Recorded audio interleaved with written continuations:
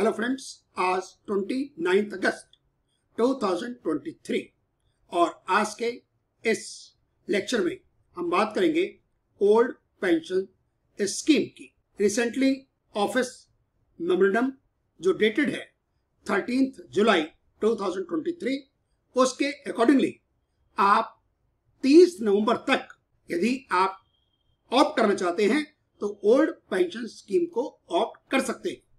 Condition ये है कि आपकी पोस्ट की जो गतिविधियां हैं 22 दिसंबर 2023 से पहले पूरी हो गई हों, चाहे आपकी ज्वाइनिंग 1 जनवरी 2004 के बाद हुई हो। ओल्ड पेंशन स्कीम बहुत अच्छी है। इसका अभी दिल्ली यूनिवर्सिटी के टीचर्स को, नॉन टीचिंग स्टाफ को रिसेंटली काफी मिला है।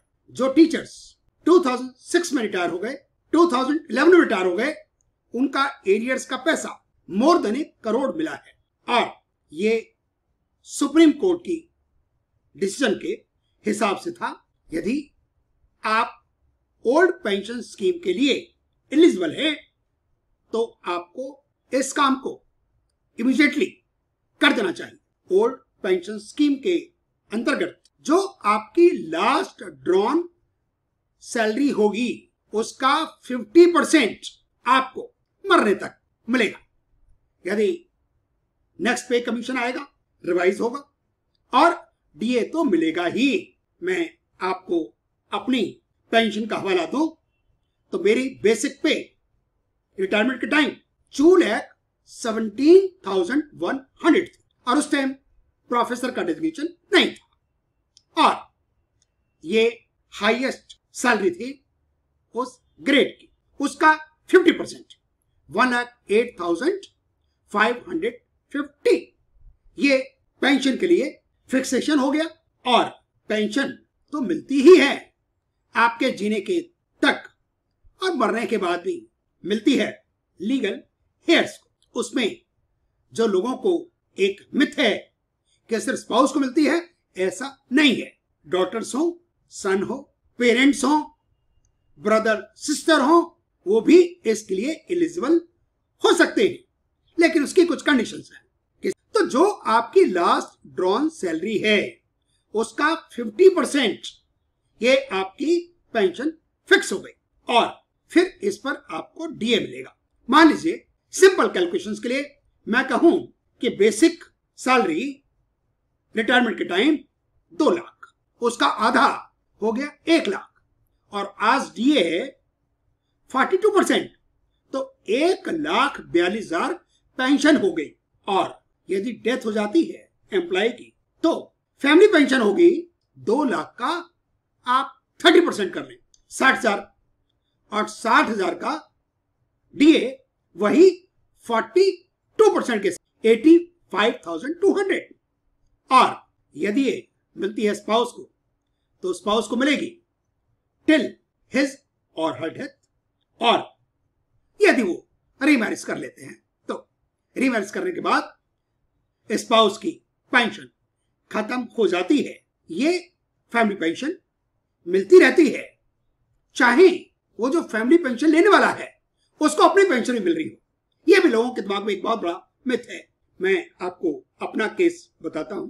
मेरी जो पहली वाइफ थी वो खालसा इवनिंग कॉलेज में, उनकी डेथ हो गई। उस टाइम हमारा बेटा 7 साल का था, तो मुझे सैलरी में कमा रहा था, मुझे डीए मिल रहा था। ये बात 93 की है और मुझे फैमिली पेंशन मिली जब तक कि मैंने रीमैरिज नहीं कर ली। तो 1.5 ईयर 18 महीने तक मैंने फैमिली पेंशन ली।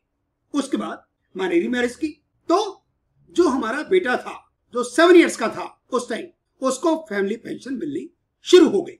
बेटे के केस में जब तक फैमिली पेंशन मिली जब तक वो 25 साल का या वर्किंग, तो उसको 25 साल की एज तक पेंशन मिलती रही।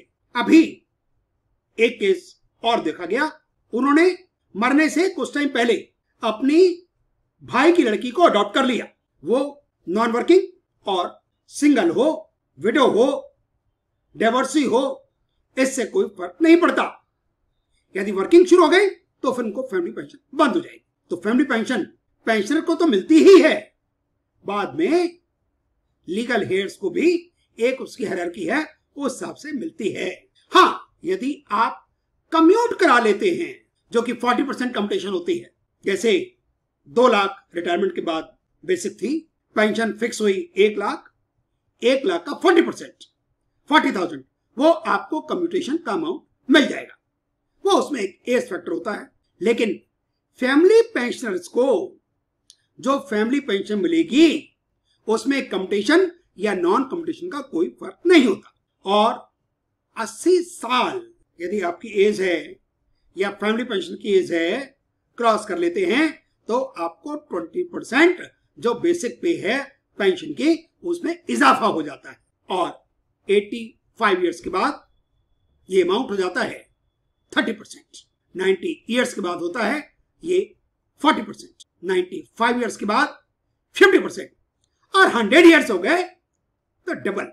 वैसे तो हर पे रिविजन होता है, पे कमीशन आता है, तो ये पेंशन भी रिवाइज होती है ग्रेड के हिसाब से। तो नटशेल में कंक्लूजन ये निकलता है, ओल्ड पेंशन स्कीम का यदि आपको फायदा मिल रहा है तो इस अपॉर्चुनिटी को बिल्कुल भी हाथ से जाने ना दें। और यदि आपको कंफ्यूजन है कि आप एलिजिबल हैं या नहीं हैं तो कॉलेजेस में आप फॉर्म भरें और आप किसी वकील की मदद भी ले सकते हैं और ये कोर्ट डिसाइड कर लेगा कि आप एलिजिबल हैं या नहीं हैं।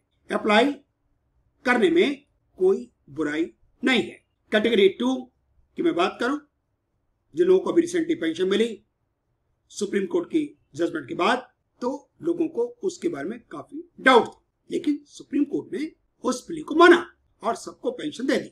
जैसे मैंने आपको बताया, long careers more than 1 crore और monthly pension more than 1 lakh rupees per month. आपको मंथली जब पेंशन मिलती है तो आप किसी पर डिपेंड नहीं करते। ये आपको एक गुड फील फैक्टर आता है। आपकी पेंशन आने के कारण मैं कहता हूं आपके चेहरे की रौनक बढ़ जाएगी।